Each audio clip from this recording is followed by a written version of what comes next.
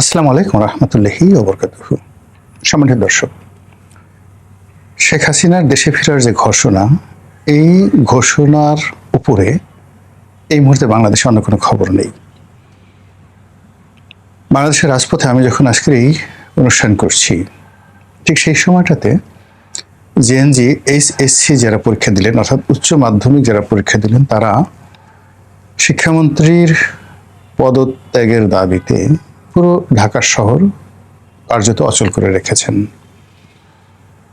রাজপথে বিচ্ছিন্নভাবে সংঘর্ষ হচ্ছে, তারপর গাড়ি ভাঙচুর হচ্ছে, আরো নানা রকম ঘটনা ঘটছে। এরই মধ্যে আবার প্রধানমন্ত্রী আজকে একটি অনুষ্ঠান করেছে শিক্ষামন্ত্রীকে নিয়ে।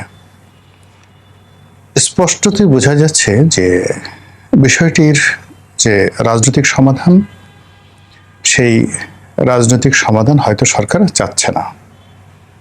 এ কারণে যখন রাজপথে যে বিষয়টি নিয়ে আন্দোলন হচ্ছে এবং যে মুখটি দেশের সেই প্রায় ২০ লাখ ছাত্রছাত্রী, তার সঙ্গে যে অভিভাবক মিলিয়ে কয়েক কোটি মানুষ যে মুখটির বিরুদ্ধে বিষোদ্গার করছে, ঠিক সেই মুখটিকে নিয়ে প্রধানমন্ত্রী যখন আজকের দিনে অনুষ্ঠান, যদিও সেটা পূর্ব নির্ধারিত করছেন, ইট মিনস শিক্ষামন্ত্রীর উপর প্রধানমন্ত্রীর আস্থা, বিশ্বাস, ভালোবাসা এটি অবিচল।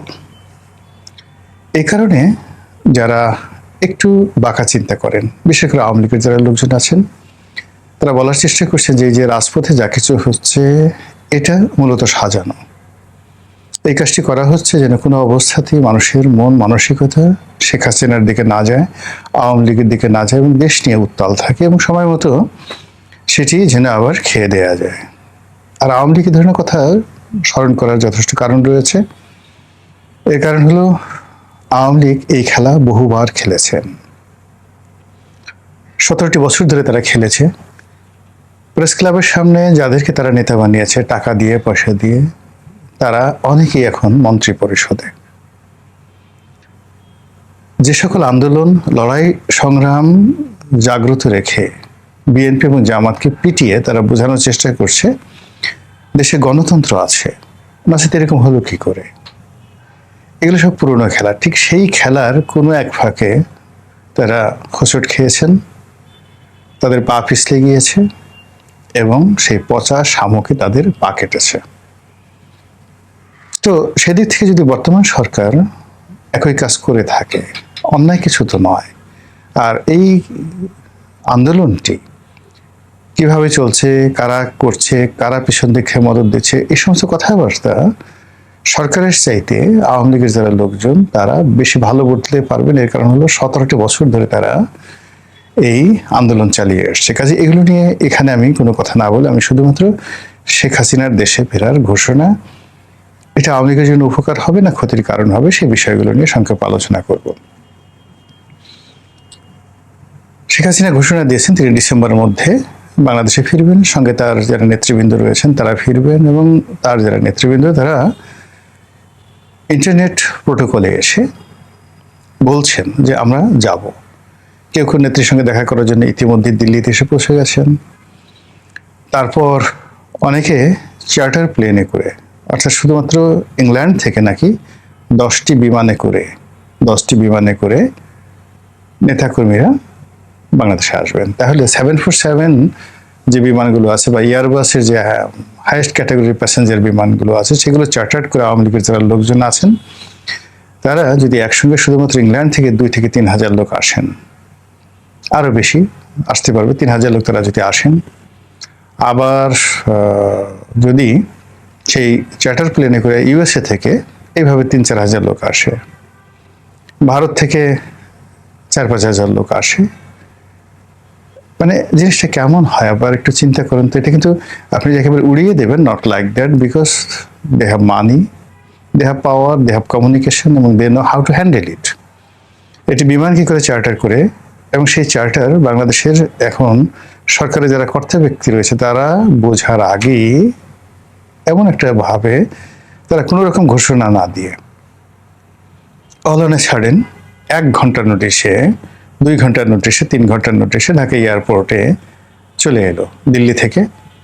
তারপর যাকে বলা হয় ইংল্যান্ড থেকে, আমেরিকা থেকে, এমনকি মধ্যপ্রাচ্য থেকেও আসতে পারে, দুবাই থেকে আসতে পারে, তাদের সেখানে অনেক যাকে বলা হয় লোকজন রয়েছে। এই জিনিসটি কল্পনা করুন, জাস্ট ইমাজিন। হওয়ার সম্ভাবনা 1% যদি নাও থাকে তবুও কল্পনা করুন, এটা হতে পারে।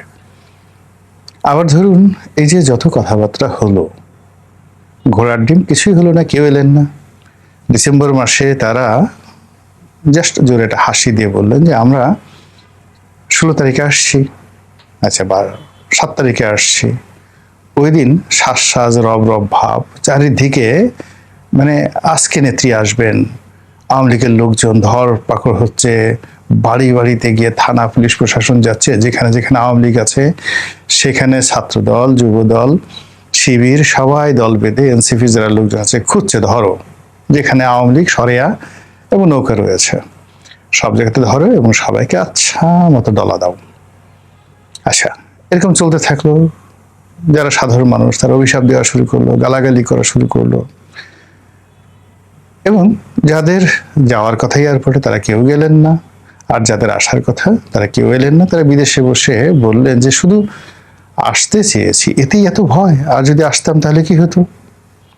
এরকম নজির তো আছে রাজনীতিতে। এবার ধরুন 23শে জুন আওয়ামী লীগের প্রতিষ্ঠা বার্ষিকীতে বিরাট কিছু হবে, মানে বিরাট কিছু হবে, এবং আওয়ামী লীগ বিশেষ করে ইন্টারনেটে এবং টেলিফোনে তারা যে তৎপরতা দেখাচ্ছে, মনে হচ্ছে যে তারা সারা পৃথিবীর অধিকর্তা।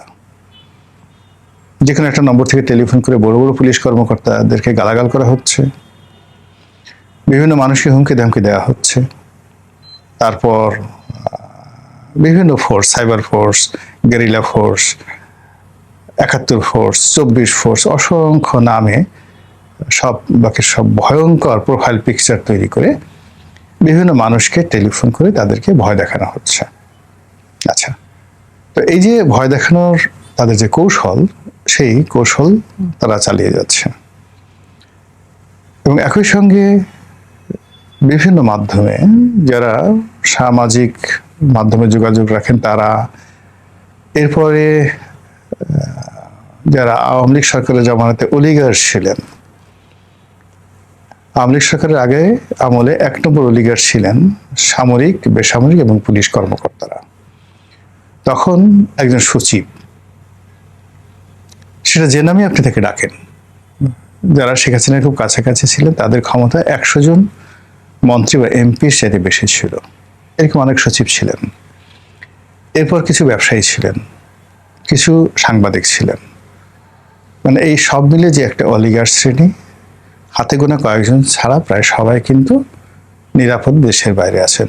সাম্প্রতিক সময় আপনি দেখবেন তারা সাক্ষাৎকার দিচ্ছেন, শেখ হাসিনাকে ডিফেন্ড করছেন, তাদের জমানাকে তারা ডিফেন্ড করছেন, এবং তারা যে কোনো অন্যায় করেনি সেই কথাগুলো বলার চেষ্টা করছেন। এই সিমটম তারা ডিসেম্বরের আগে অনেক কিছুই তছনছ করতে চাচ্ছে। কিন্তু এখানে যে বিষয়টি হলো যে আমরা যারা এই বাংলাদেশে আছি, এর বাইরে আওয়ামী লীগের যে সকল নেতাকর্মী বাংলাদেশে পালিয়ে আছেন, প্রকাশ্যে আছেন, হাত পা ধরে কোনো মতো বেঁচে আছেন, এক দুর্বিষহ জীবন আওয়ামী লীগের যারা নেতাকর্মী প্রকাশ্যে আছেন, তাদের পরিবার বলতে গেলে এখন গণিমতের মাল হয়ে গেছেন, তাদের ধন সম্পত্তি এগুলো আল্লাহর মাল হয়ে গেছেন। যে কেউ ইচ্ছা করলে এই জিনিসগুলো দখল করে নিতে পারে, সেটা গুলশানের বাড়ি হোক কিংবা গাজীপুরের ফ্যাক্টরি হোক, ডাজ নট ম্যাটার।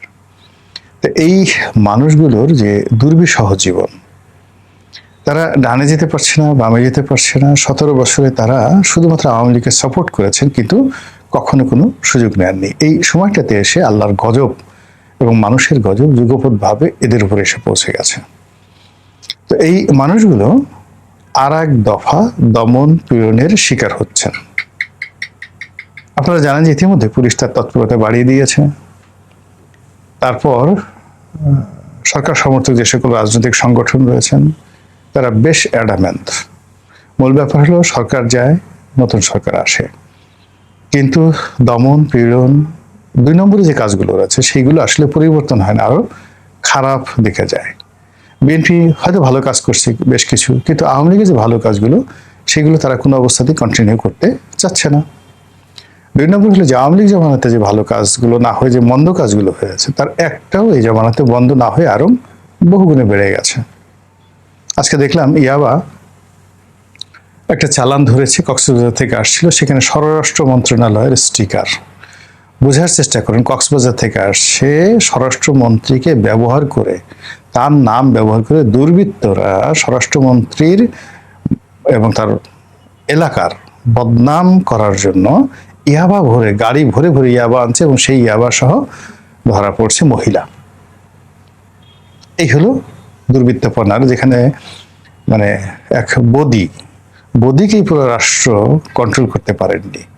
তো সেখানে যখন হাজার বদি দাঁড়িয়ে যাচ্ছে এবং আগে যেখানে সামান্য ইয়াবা সেই আসতে, এখন ইয়াবা কেবলমাত্র বাংলাদেশে ব্যবহৃত হচ্ছে না, ঢাকাতে ব্যবহৃত হচ্ছে না, কক্সবাজার থেকে আসছে, ঢাকাতে ব্যবহৃত হচ্ছে, সারা বাংলাদেশের ডিস্ট্রিবিউশন হচ্ছে, এমনকি অন্য সীমান্ত দিয়ে ভারতে যাচ্ছে, অন্যান্য দেশে যাচ্ছে, এয়ারপোর্ট দিয়ে বিদেশে যাচ্ছে, ইউরোপে যাচ্ছে ইয়াবা। সেদিন মানে একজন একটা পার্সেল পাঠাচ্ছিল, বেশ একটা জুতা। তো সে বললো যে এটা এয়ারপোর্টে একটা ভয়ঙ্কর অবস্থা, এখন সন্দেহ হলে স্ক্যানিং করে একটু জুতার সোল মোটা দেখলে সেই জুতাটা কাটে, যেটার মধ্যে ইয়াবা পাচার করা হলো কিনা। এই ঘটনা এখন প্রতিনিয়ত ঘটছে এবং যারা আন্তর্জাতিক যে কোম্পানিগুলো, ট্রান্সপোর্ট কোম্পানিগুলো লাইক ডিএসএল, ফেডেক্স, এই কোম্পানিগুলো মানে এখন তাদের ব্যবসা বাণিজ্য নিদারুণ হুমকির মুখে পড়ছে, তারা কাস্টমারদেরকে সার্ভিস দিতে পারছে না। তো এই যে মন্দ কাজগুলোর যে ক্রমবর্ধমান চাপ, এই চাপ আওয়ামী লীগের নেতাকর্মীরা আর নিতে পারছে না। মামলা হয়েছে, মোকদ্দমা হয়েছে, মার খেয়েছে, বাড়ি ছেড়েছে, যে কটা টাকা ছিল সেগুলো শেষ হয়ে গেছে এবং এমন একটা অবস্থায় পৌঁছে গেছে যে দেখা গেল একজন এমপি কিংবা একজন মেয়র বা একজন প্রশাসক, জেলা প্রশাসক মানে জেলা পরিষদের যে নিয়ে প্রশাসক ছিলেন, তো ওনারা অনেকে পালিয়ে আছেন, যার হয়তো 3-4টা বাড়ি ছিল, এখন সে ঢাকা শহরে 20-25 হাজার 30 হাজার টাকা দিয়ে একটা বাড়ি নিয়ে বা ভাড়া নিয়ে সে তার স্ত্রীকে ওখানে রেখেছে, আর সে বিভিন্ন এলাকাতে, স্ত্রী আছে ঢাকাতে, সে হয়তো আছে রংপুরে। এখন সে রংপুরে নেতাকর্মী বিভিন্ন লোকের কাছ থেকে সে এখন টাকা চাচ্ছে। মেয়র, একটা নাম করা মানে সিটি কর্পোরেশনের মেয়র, তাও কত যে ভাই আমাকে 5,000 টাকা দেন, আমি তো চলতে পারছি না। আরেকজন বিখ্যাত ব্যক্তি, একেবারে বিখ্যাত ব্যক্তি, যার বিরুদ্ধে অভিযোগ সে 400-500 কোটি টাকা সে মেরেছে, সেই লোক দেখা গেল বিভিন্ন মানুষের কাছ থেকে 10,000 12,000 করে টাকা 3-4 জন মিলে সে যেখানে আছে সেইভাবে সে চলছে, তার সব কিছু ফ্রিজ করা, ব্যাংক অ্যাকাউন্ট ফ্রিজ করা, সব কিছু ফ্রিজ করা, এবং সে মুভমেন্ট করতে পারছে না, চিকিৎসা করাতে পারছে না। এই যে আওয়ামী লীগের যে বাস্তব দুর্ভোগ এবং দুর্দশা, সেই দুর্ভোগ এবং দুর্দশা এভাবে ডেডলাইন দিয়ে, ডিসেম্বরের ডেডলাইন দিয়ে, এটা যদি সফল হয় সেটা এক ধরনের ফলাফল হবে, যদি সফল না হয় আওয়ামী লীগের যতটুকু শক্তিমত্তা রয়েছে, যতটুকু গ্রহণযোগ্যতা রয়েছে, আওয়ামী লীগ সম্পর্কে যত ভয় রয়েছে, সেই ভয়টা 2027 সনে জিরো হয়ে যাবে, জাস্ট জিরো। কথা বলার মানে মানুষ এটা নিয়ে কোনো বিশ্বাসই করবে না, মিডিয়াগুলো এগুলো নিয়ে মাতামাতি করবে না, সামাজিক মাধ্যমে মাতামাতি করবে না, যদি ডিসেম্বরে কোনো একটা ঘটনা না ঘটে। আবার অন্যদিকে ডিসেম্বরে কিভাবে এই ঘটনাগুলো ঘটবে সেটাও কিন্তু যারা রাজনৈতিক বিশ্লেষক, যারা কোনো অবস্থাতেই মিলাতে পারছে না, যে ঠিক একটা বোগাসবো হবে নাকি আসলে কিছু একটা হবে। এনিওয়ে, যাই হোক, আমরা দেশের বাসিন্দা, আমরা চাই দেশ শান্তিতে থাকুক, দেশের মানুষ ভালো থাকুক, সব ভালো কর্মের ধারাবাহিকতা থাকুক এবং মন্দ কাজগুলো বন্ধ হয়ে যাক। আসসালামু আলাইকুম রহমতুল্লাহি ওয়া বারাকাতুহু।